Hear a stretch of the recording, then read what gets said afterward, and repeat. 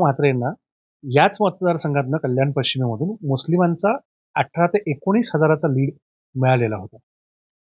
आणि त्याच्यात मग काही नाराज असलेले मुस्लिम जे त्यांच्याबरोबर नव्हते, जो टिटवाळा आणि या परिसरातला काही मुस्लिमांचा एक पट्टा आहे, तर तो मुस्लिम निलेश सांबरे नावाचे जे अपक्ष उमेदवार होते त्यांच्या बाजूला वळलेले होते. त्यांच्याकडे साधारणतः 17,500 मतं ती तिकडे गेली. तर आता तो सगळा पट्टा उद्धव ठाकरेंच्या कल्याण पूर्वीच्या सभेमध्ये उद्धव ठाकरे शिवसेना गटामध्ये त्यांनी प्रवेश केला. आणि गेल्या निवडणुकीमध्ये लोकसभेच्या कल्याणमधील मुस्लिम मतदारांमध्ये जो मतदार होता त्याच्यात 18,000 भर पडली होती, नवीन मतदार. आणि विधानसभेमध्ये त्यांची नवीन नोंदणी ही 7,000ची झाली. म्हणजे लोकसभेला पहिल्यांदा आणि विधानसभेला दुसऱ्यांदा मतदान करणारे 18,000 आणि विधानसभेला पहिल्यांदा मतदान करणारे 7,000, असा हा 25,000चा नवीन मतदार हा ऍड झाला.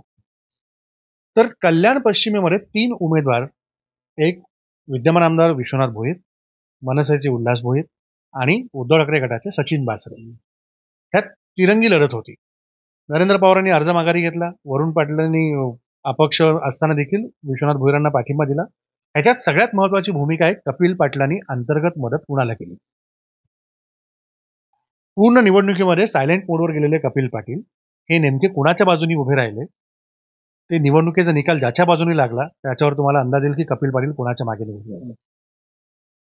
म्हणजे या सगळ्या निवडणुकीमध्ये मुस्लिम मतदारांशी जेव्हा मी भेटलो, काही लोकांशी मी चर्चा केली, तर त्याच्यामध्ये त्यांचं म्हणणं असं होतं की उद्धव ठाकरेंचं नेतृत्व हे सर्व समाजाला, आमच्यासहित सर्वांना घेऊन सोबत जाणारं नेतृत्व आहे, म्हणून आम्ही लोकसभेपासून त्यांच्या बरोबर होतो.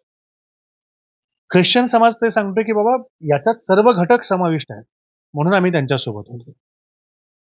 दुसऱ्या बाजूला जशी अवस्था डोंबिवलीच्या रस्त्यांची होती त्याच्यापेक्षा वाईट अवस्था कल्याण पश्चिमेतल्या रस्त्यांची आहे. जशी अवस्था डोंबिवलीतल्या शासकीय आरोग्य व्यवस्थेची आहे त्याच्यापेक्षा वाईट अवस्था कल्याण पश्चिमेतल्या शासकीय आरोग्य व्यवस्थेची. डोंबिवलीतल्या काही पट्ट्यातल्या पाण्याच्या नियोजनाचा जसा आजही प्रॉब्लेम आहे तसाच प्रॉब्लेम तो कल्याण पश्चिमेमध्ये. शेवटी काय, महापालिका एकच आहे, मतदारसंघ विधानसभेचे 2 वेगळे असले तरी. मग लोकांचा प्रश्न असा उरतो की मग महापालिकेकडनं ह्या गोष्टी भाग करून करायला लोकप्रतिनिधी म्हणून यांनी विधानसभेत किती आवाज होता. तो रोष तिथे विश्वनाथ भोईरांवरती होता. आणि 2009 पासून जर कल्याण पश्चिम विधानसभेचा अभ्यास केला तर तिथे एक आमदार दुसऱ्यांदा रिपीट झाला नाही. 2009 ला प्रकाश भोईर मनसेचे आमदार निवडून आले, 2019ला 2014 ला परत नरेंद्र पवार निवडून आले भाजपचे, 2019ला विश्वनाथ भोईर निवडून आले आणि आता 2024ची निवडणूक आहे. त्यामुळे इथे शिवसेनेचा, उद्धव ठाकरे गटाचा जो कार्यकर्ता आहे तो खूप बाहेर पडला मोठ्या प्रमाणात. त्यांच्यामध्येही अंतर्गत कुरबुरी झाल्या. त्यांचे उपनेते ते विजय साळवी तेही नाराज होते, ते शेवटपर्यंत नाराज राहिले. पण विजय साळवींकडं लोकांचं म्हणणं असं होतं की विजय साळवींनी नाराजी आपली दूर करून सक्रिय राहायला पाहिजे. मग त्यांनी पत्रकारांना एक पत्र बाहेर काढलं की मी माझ्या पदाचा राजीनामा दिलाय पण मी उद्धव ठाकरेंशी माझी बांधिलकी कायम आहे. मग हे कायम असताना ते मैदानात कुठेच बाहेर दिसत नव्हते. याचा अर्थ नेमका काय हे शिवसैनिकांना लक्षात येत होतं. त्यामुळं कल्याण पश्चिमेमधली निवडणूक ही खूप चुरशीची राहील. जी 55.18% तिकडे जे काही मतदान झालंय, मागच्या निवडणुकीत 1,90,000 कल्याण पश्चिमेचं मतदान, लोकसभेला 2,40,000 आणि या निवडणुकीमध्ये 2,43,000. 2 विधानसभा निवडणुकीतला डिफरन्स 60,000चा आहे आणि लोकसभेच्या निवडणुकीतला डिफरन्स 3,000चा आहे. त्यामुळे तिथली जी सीट जी कुठली विजयी होईल याचं पारडं जड असेल तर त्याला फक्त 1,500 ते 2,000 मतांचं लीड मिळेल आणि तो विजयी होईल. हे असं साधारणतः चित्र आहे. त्यामुळे महाराष्ट्रातल्या बऱ्याच ठिकाणी यापूर्वीपर्यंत आपण ऐकलं असेल की लाखांनी लीड मिळाले, 2 लाखांनी निवडून आले, 70,000 निवडून आले. तर असं काही या निवडणुकीत होणार नाही. या निवडणुकीमध्ये येणारा मतदार हा 1 मताने निवडून येऊ शकतो उमेदवार, आणि तो 1,500 मतांनी निवडून येऊ शकतो. कदाचित मोजकी 2-3 उदाहरणं असतील ज्यांना लाखाच्या पुढे लीड मिळालेला असेल आणि ते विजयी झालेले असतील. पण महाराष्ट्रातली निवडणूक प्रचंड चुरशीची राहील. कदाचित वाढलेला टक्का हा महाराष्ट्राला त्रिशंकू अवस्थेकडे घेऊन जाणारा असेल, याच्यात माझ्या मनात काही आता शंका वाटत नाही. आणि अपक्षांचा घोडेबाजार प्रचंड वाढेल. 20 नोव्हेंबरला विधानसभेची जो कार्यकाल असतो तो संपुष्टात येणार आहे. 2 दिवसात 26 नोव्हेंबरला 23 तारखेच्या नंतर 2 दिवसांनी आपल्याला नवीन सरकार स्थापना करणं हे गरजेचंच आहे. त्याशिवाय नाहीतर राष्ट्रपती राजवट चालू होईल. ह्या 2 महायुती आणि महाविकास आघाडीने ज्या ज्या बैठका चालू आहेत, सरकार कोणाचं आले तर 2 दिवसात आपला मुख्यमंत्री कोण ह्याच्यामध्ये सुद्धा 2 ह्याच्यामध्ये चर्चा चालू आहे महाविकास आघाडी आणि महायुतीमध्ये. 2 दिवसात हे सरकार बसलं नाही तर राष्ट्रपती राजवट लागू होईल. 2 दिवसात सरकार बसणं शक्य आहे का? बैठका खूप जोरदार सध्या सगळीकडे सुरू आहेत सगळ्याच पक्षांमध्ये. आणि याच्यामध्ये माझा एक वैयक्तिक अंदाज असा आहे की सगळ्यात मोठा पक्ष म्हणून भाजप वर राहील, त्या खालोखाल काँग्रेस राहील, शिंदे गट, राष्ट्रवादी काँग्रेस, उद्धव ठाकरे, अजित पवार आणि मनसे असा तो सिक्वेन्स साधारणतः राहू शकतो. त्यामुळं उद्या 23 तारखेचा निकाल लागल्यानंतर 24 तारखेला राज्यपाल सगळ्यात मोठा पक्ष कोणता असेल त्याला सत्ता स्थापनेसाठी पाचारण करतील, कारण 2च दिवस शिल्लक असतील. त्यामुळं मी पुन्हा पुन्हा तुम्हाला सांगतो की एक हाती सत्ता कोणाच्याही पारड्यात पडणार नाही, ना ती महायुतीच्या ना महाविकास आघाडीच्या. बेगमी होणार, घोडेबाजार होणार तो अपक्षांच्या नावाने. अपक्ष या धावपळीमध्ये, रणधुमाळीमध्ये किमान 8 ते 10 या संख्येमध्ये अपक्षांची संख्या ही आपल्याला दिसू शकते. त्यामुळं सत्तेत जाण्याकरता फक्त एक 5-7 जागांची कमी भासेल दोन्हीकडं. त्यामुळं कोण पहिला माशाला जाळी लावतो आणि आपल्या जाळीत उडून घेतो त्याच्या दृष्टीने ती सत्ता आणि ती खुर्ची जवळ असेल एवढं मला आता या ठिकाणी सांगावंसं वाटतं. उद्या अजून चित्र स्पष्ट होईल 23 तारखेचं, आणि त्या चित्रानुसार महाराष्ट्रात कुठली सत्ता येईल, कोण सत्तेत बसणार, कोण मुख्यमंत्री होणार, कोण उपमुख्यमंत्री होणार, कोणाचे मंत्री किती बनणार, आणि कुणाच्या मुख्यमंत्री पदाला जर काही नाही मिळालं तर मग त्यांच्या जवळचे कोण केंद्रामध्ये मंत्री बनणार. आणि तो वेगवेगळ्या प्रकारचा मतदार वर्ग जर आपण पाहिला तर तो मतदार वर्ग आत्ता या क्षणाला असं दिसतंय की आपण कल्याण विधानसभेपुरतं थोडासा विचार करू आधी. तर कल्याण विधानसभेच्या याच्यामध्ये किती जागा आहेत? 6 विधानसभा म्हणजे लोकसभा कल्याण लोकसभेमध्ये 6 जागा आहेत, बरोबर. तर 6 विधानसभेमध्ये कल्याण ग्रामीण आहे, कल्याण पूर्व आहे, कल्याण पश्चिम भिवंडीमध्ये गेलं तुम्हाला बदलापूर आहे, म्हणजे बदलापूर म्हणजे अंबरनाथ, कल्याण पूर्व, कल्याण ग्रामीण, त्याच्यानंतर तुमचा कळवा मुंब्रा आणि डोंबिवली शहर, असे 6 मतदारसंघ आहेत. मग आपण जेव्हा कल्याण डोंबिवली महापालिकेपुरता विचार करू तर त्यावेळेला कल्याण पश्चिम येतं, कल्याण पूर्व आहे, डोंबिवली शहर आहे आणि ग्रामीण आहे. मग इथे काय झालंय, कल्याण ग्रामीणमध्ये शिंदे गटाने उमेदवार समोर दिला, जिथे मनसे तुमच्या बरोबर आहे. मनसेचा उमेदवार, उद्धव ठाकरे गटाचा उमेदवार आणि शिंदे गटाचा उमेदवार. तर याचा अर्थ काय सांगतो, जे मी पहिल्या प्रश्नाच्या उत्तरात दुसऱ्या प्रश्नाच्या तुमच्या मी बोलताना सांगितलं की हे पक्ष एकमेकांची ताकद अस्तित्वात दाखवत निवडणूक लढत होते. म्हणजे मग इथे राजू पाटील विद्यमान आमदार मनसेचे, मनसे महायुतीचा एक घटक असं असताना उद्धव ठाकरेच्या उमेदवाराच्या समोर शिंदे गटाने आपला उमेदवार उभा करणं, याचा अर्थ काय घ्यायचा. आणि त्याच्यानंतर पहिल्याच सभेमध्ये निवडणुकीच्या राज ठाकरेंनी डोंबिवलीत येऊन मुख्यमंत्र्यांवर केलेली आगपाखड. दुसरी गोष्ट ही झाल्यानंतर माहीमच्या जागेवर जिथं राज ठाकरेंचा मुलगा अमित ठाकरे मैदानात उतरलेला आहे, तिकडे कोण कोणावर दबाव आणत होतं सदा सरवणकरांना मागे घ्या म्हणून, याचाही विचार सगळ्याच लोकांनी करायला पाहिजे. मग अशा तिरंगी लढती कुठे कुठे झाल्या. ह्या तिरंगी लढती झाल्यानंतर कल्याण पश्चिमेचा विचार तुम्ही करा. कल्याण पश्चिमेमध्ये नरेंद्र पवार भाजपचे आमदार होते 2014ला. मग 2019ला त्यांचं तिकीट का नाकारलं गेलं. मग 2024ला पुन्हा नरेंद्र पवार अर्ज भरतात आणि माघारी घेतात, त्यांना काहीतरी आश्वासन दिलं जातं. हे का होतंय. डोंबिवली शहरामध्ये इकडे भाजपचे मंत्री रवींद्र चव्हाण आमदार आहेत. ही जागा उद्धव ठाकरे गटाच्या उमेदवाराकडनं लढवली जाते आणि संबंध इलेक्शनमध्ये शहर प्रमुख इथले असलेले राजेश मोरे यांना तुम्ही उमेदवारी दिली कल्याण ग्रामीणमध्ये. मग शिवसेनेचा एक वर्ग पूर्णपणे ग्रामीणला शिफ्ट झाला. मग हे कुणासाठी कशासाठी केलं होतं आपण, याचे सगळे आडाखे लक्षात घ्यावे लागतील. मग डोंबिवलीमध्ये वाढलेला मतांचा टक्का नेमका काय सांगतो. मग तो कुठे वाढला. डोंबिवली मतदारसंघ पूर्वेपेक्षा पश्चिमेला जास्त आहे. मग पश्चिमेचे एकूण नगरसेवक, पूर्वेचे एकूण नगरसेवक, नवीन वाढलेला मतदारांचा टक्का, आणि मतदानाच्या दिवशी डोंबिवली शहरात झालेली मतदार केंद्रावरची गर्दी हे काय सांगते? हे नेमकं तुम्हाला कोणत्या गोष्टी सुचवते हे राजकीय पक्षांनी लक्षात घेतलं पाहिजे. लोकसभेच्या निवडणुकीच्या वेळेला मी मतदान करायला गेल्यानंतर 10व्या मिनिटाला बाहेर आलो होतो मतदान करून याला गर्दी असते. दुपारी 1 वाजता.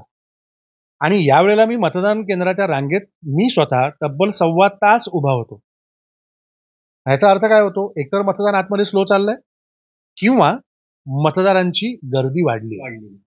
मग तो वाढलेला टक्का हा नेमका कोणाच्या बाजूला जातो आणि तो कोणाला कात्रजचा घाट दाखवतो हे मतदानमध्ये 23 तारखेला निश्चितपणे कळणार आहे. आताच तुम्ही बोलताना एक उल्लेख केला की मनसे अध्यक्ष राज ठाकरेंची विधानसभेची प्रचाराची पहिला नारा जो जो हे केला गेला तो डोंबिवलीमध्ये झाला. त्यांनी एकनाथ शिंदेंवर आणि शरद पवार किंवा अजित पवार यांच्याबद्दल भाष्य केलं. परंतु त्यांच्या कुठल्याही भाषणामध्ये इथे त्यांनी भाजपवर एकही अक्षर उल्लेख केला नाही असं जनतेचं मत होतं. याच्याबद्दल काय सांगणार? नाही, भाजप बरोबरच मनसे काम करते. ह्याच्यात वेगळं सांगण्याचं काही कारण नाहीये. पण असं असताना फक्त एकनाथ शिंदेवरती राज ठाकरे टीका करण्याचं कारण काय? याचा अर्थ असा होतो की भाजप आणि शिंदे गट यांच्यात काही आलबेल नाहीये. म्हणून राज ठाकरे सारखं अस्त्र भाजप वापरून एकनाथ शिंदेवरती प्रहार करतात, शिंदे गटांवरती प्रहार करतात. असा त्याचा अर्थ घ्यायचा का? म्हणजे तुम्ही मग मनसे तुमच्या बरोबर महायुतीत आहे हे तुम्ही म्हणता. हे म्हणत असताना मग राज ठाकरेंना डायरेक्ट तुम्ही एकनाथ शिंदेवरती आरोप करायला कसं काय सांगता? राज ठाकरे कुठेही भाजपच्या नेत्यांवरती आरोप करताना दिसत नाहीत. राज ठाकरे उद्धव ठाकरेंवरती आरोप करतात. राज ठाकरे डोंबिवलीच्या सभेत येऊन म्हणाले की ही शिवसेना उद्धव ठाकरेची नाही, ही एकनाथ शिंदेची आहे, ही बाळासाहेब ठाकरेंची शिवसेना आहे. म्हणजे राज ठाकरेंना अभिप्रेत काय करायचं होतं इथे येऊन? नेमकं म्हणायचं काय होतं? हाही मुद्दा तिथे लक्षात घेतला पाहिजे. त्यामुळे राज ठाकरेंना आणि त्यांच्या पक्षाला जी गती 2009 ला होती ती अधोगती कशामुळे झाली? त्याच्यामध्ये पक्षातली ध्येय धोरणं कुठं चुकली?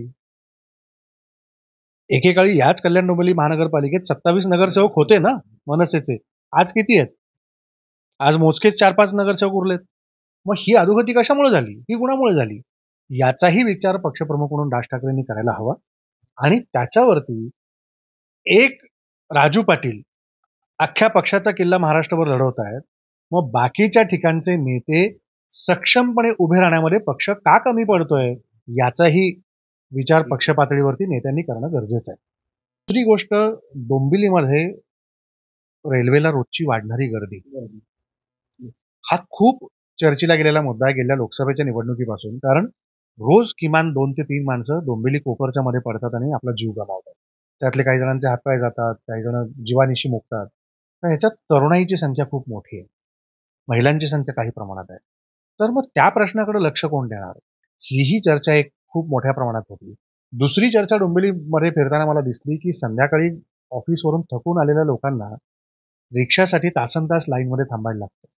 तर या रिक्षा संघटनेवरती कंट्रोल आणण्याकरता स्थानिक नेते काय करतायत? तो प्रश्न फक्त भाजप, शिवसेना, मनसे, काँग्रेस, राष्ट्रवादी, उद्धव ठाकरे यांच्यापुरता मर्यादित नाहीये.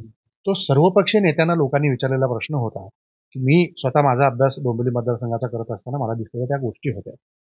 रस्त्यांच्या बाबतीमध्ये तर दुमत नाहीच आहे. रस्ते खराबच होते डोंबिवलीतले आणि ते फक्त गणपतीपुरते, नवरात्रीपुरते. आता इलेक्शनमध्ये त्याची डागडुजी वेगळ्या पद्धतीने केली. काही ठिकाणी सिमेंट काँक्रिटीकरणाचे कामं सुरू आहेत. पण ती सुरू असताना रस्त्यांची रुंदी वाढण्यापेक्षा ती अधिक अरुंद होत चालली आहे. मग आपण रस्ते मोठे करायला हवेत की छोटे करायला हवेत? हाही प्रश्न लोकांच्या मनामध्ये होता. एका बाजूला संघाचा बालेकिल्ला होता. मग मध्ये या निवडणुकीमध्ये आपण संघाचे ट्विस्ट पण पाहिला. म्हणजे संघाकडून एक उमेदवार डायरेक्ट अपक्ष अर्ज त्यांनी भरला. त्यांनी तो अर्ज माघारी घेतला. पण त्याची वेगळी चर्चा झाली. म्हणजे संघामध्ये नेमकं अलबेल काय चाललं होतं की एकीकडे इथे आपल्याकडे आता भाजपची जागा असताना संघाने ही भूमिका का घेतली?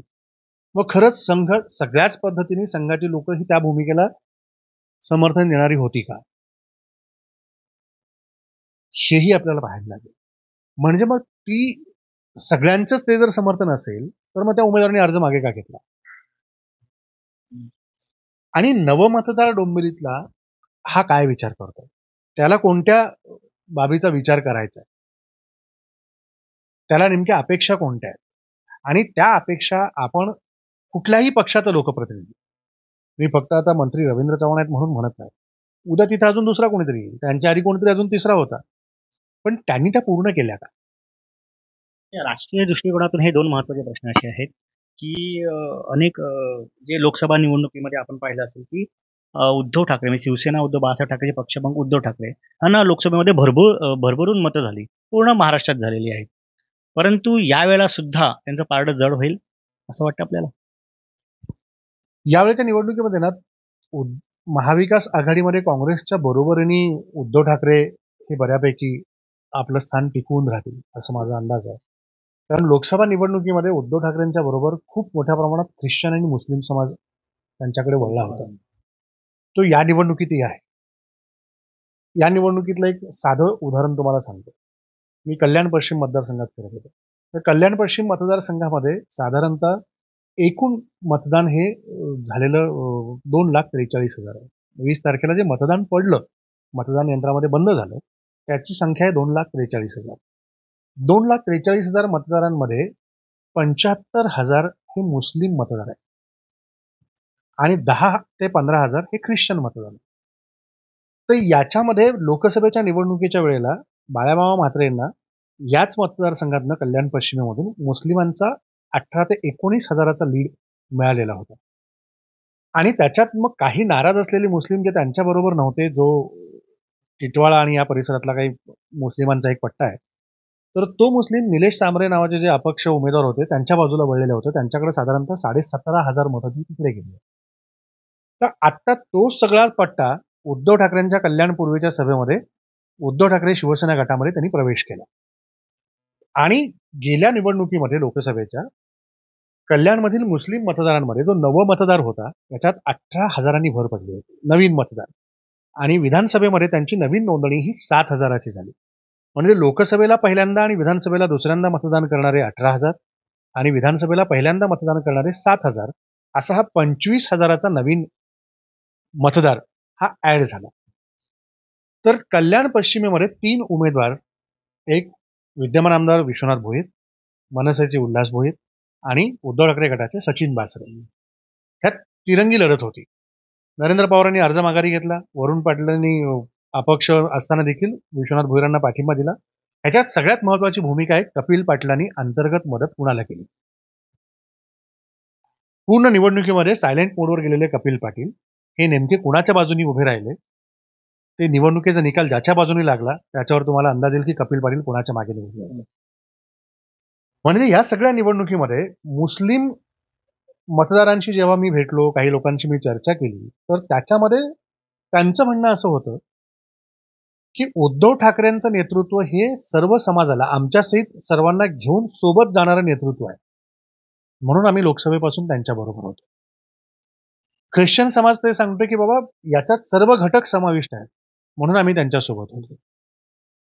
दुसऱ्या बाजूला जशी अवस्था डोंबिवलीच्या रस्त्यांची होती त्याच्यापेक्षा वाईट अवस्था कल्याण पश्चिमेतल्या रस्त्यांची आहे. जशी अवस्था डोंबिवलीतल्या शासकीय आरोग्य व्यवस्थेची आहे त्याच्यापेक्षा वाईट अवस्था कल्याण पश्चिमेतल्या शासकीय आरोग्य व्यवस्थेची.